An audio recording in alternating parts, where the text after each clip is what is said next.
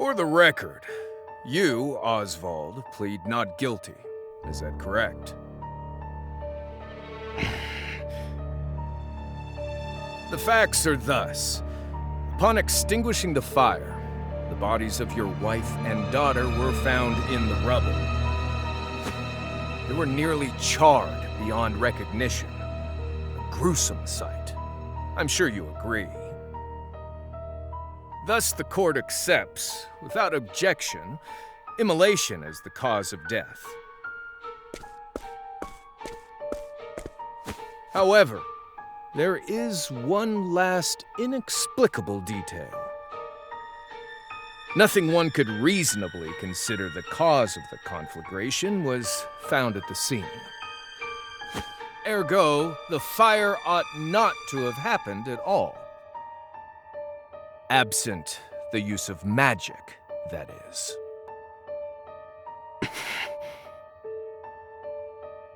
You were a scholar of magic, weren't you, Osvald? Is that a mere coincidence? I think not. Having conducted a thorough investigation of the scene, the court holds the following to be true. You, Osvald, were the only one capable of starting such a fire that night. In the sacred name of Aliphan the Scholar King, the court hands down the following verdict. Osvald V. Van Stein, we find you guilty of the murder of your wife and daughter, for which you are sentenced to life imprisonment on Frigid Isle. Do you have any last words?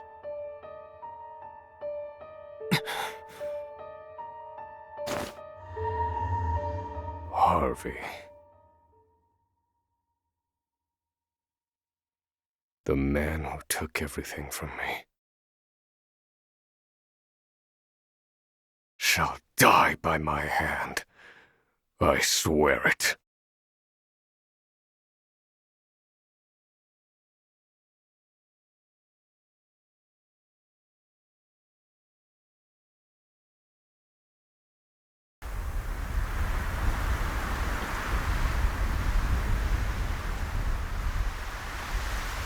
Frigid Isle, a solitary island in the far northern reaches of the sea. Some call it the edge of the world.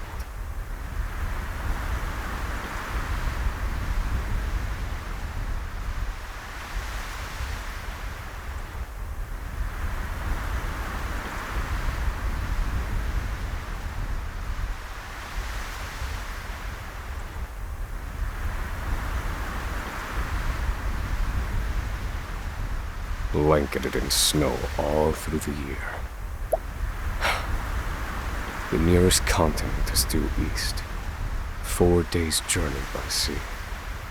Even on the largest vessel.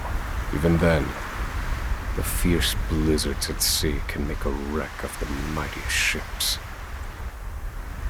Trips to and from this accursed place are heavily regulated.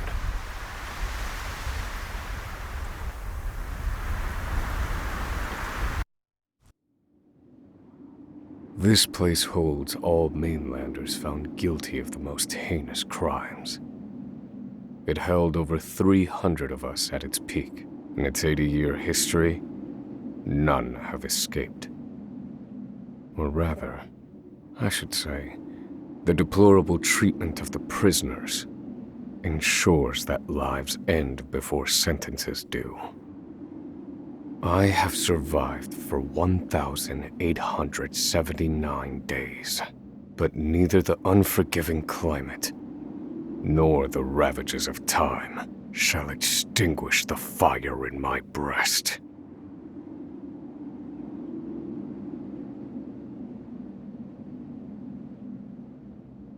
Another frigid day in hell, eh, Professor?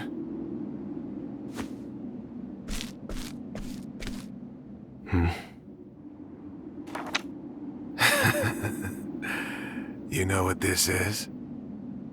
It's your little notebook. It never leaves your hands, does it? Oh, don't look at me like that. I'm only borrowing it. You were quite the scholar, weren't you? Yes, this notebook could be worth quite a lot. I'm sure it'd fetch me a tidy pile of cigarettes. You're welcome to take it back, of course, but you'll have to fight me for it.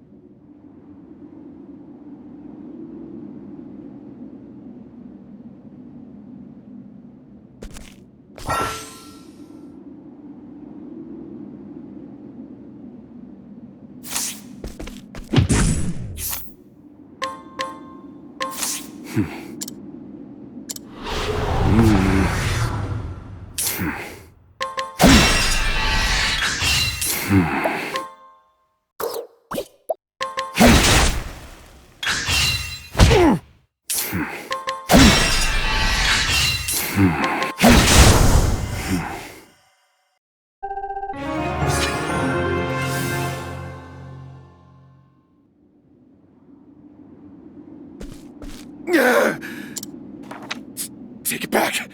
I've got no use for your filthy scribblings anyhow! Help! Guards! He's gonna kill me!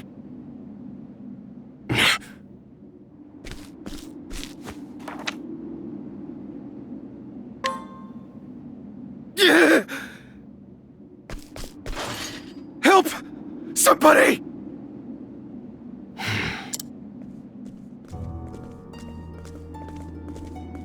What's all this about? It's him.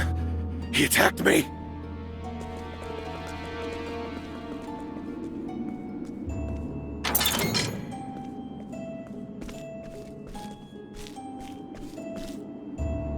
Well, if it isn't Osvald, our magical murderous scholar.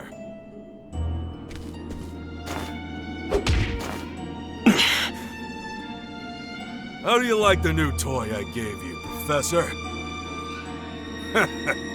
It's a fine little muzzle, isn't it? Keeps you from speaking those spells you love so much. You're the only one who has the honor of wearing it, I'll have you know.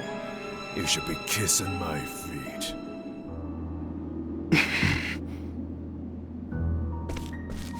What's that look for?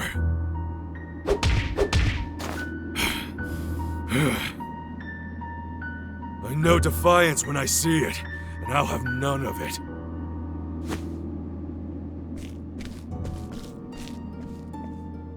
I'd love to hear what you sound like. I really would. When you're begging for your life, that is.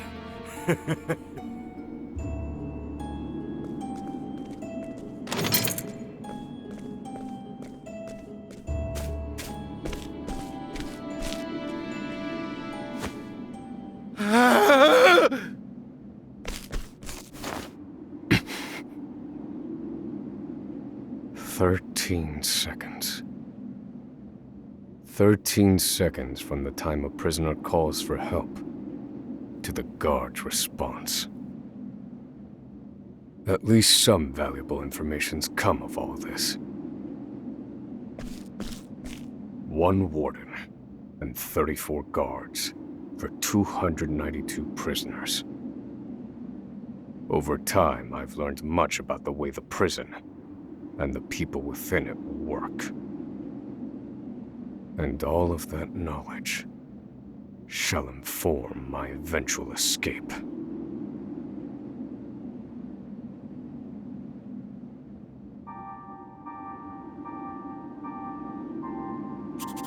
An escape for which the plan is written in this notebook, using a cipher, naturally.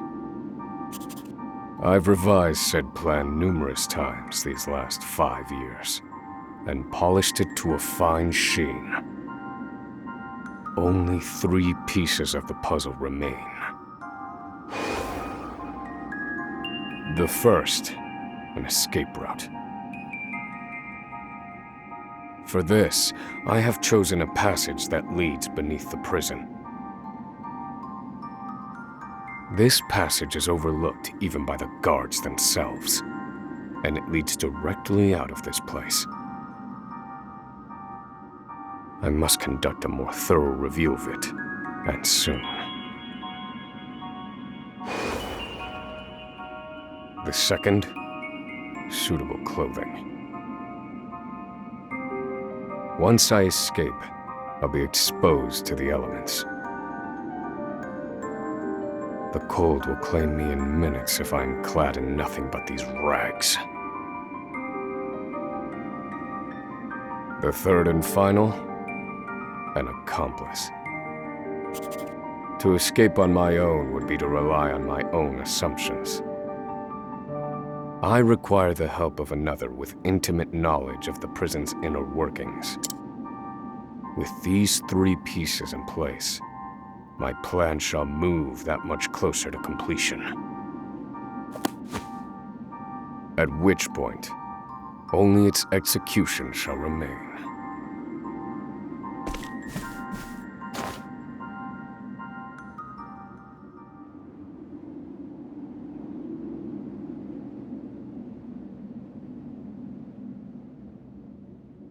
Wake up, human filth! To work with you!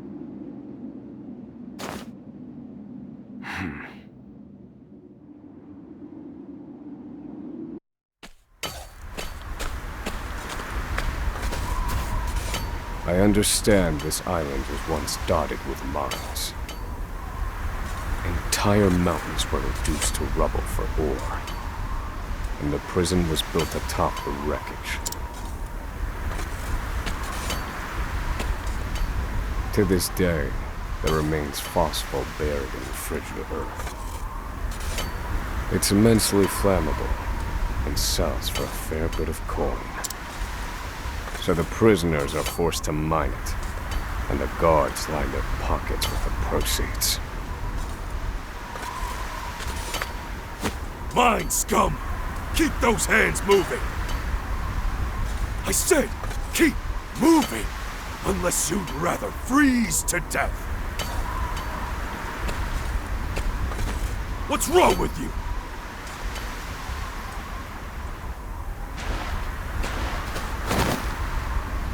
I can't move anymore. It's too cold. Don't you go soft on me, criminal filth. Need I remind you that you were sent here to atone for your misdeeds? So beg whatever god you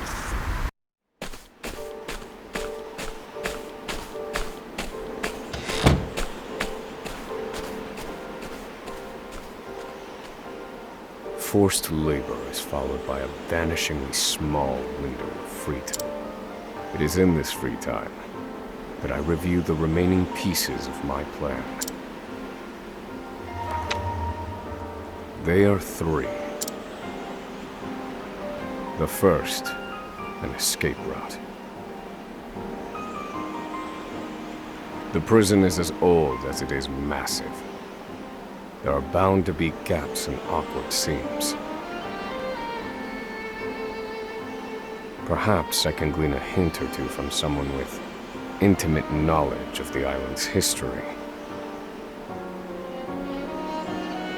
The second, suitable clothing. One they call the Provisioner sells the clothing I'll need to survive. But first, I need to find them. I'll start by asking any prisoners who might know this Provisioner. The third and final piece, an accomplice. My accomplice cannot be an ordinary prisoner. I must find someone capable of enacting my escape plan.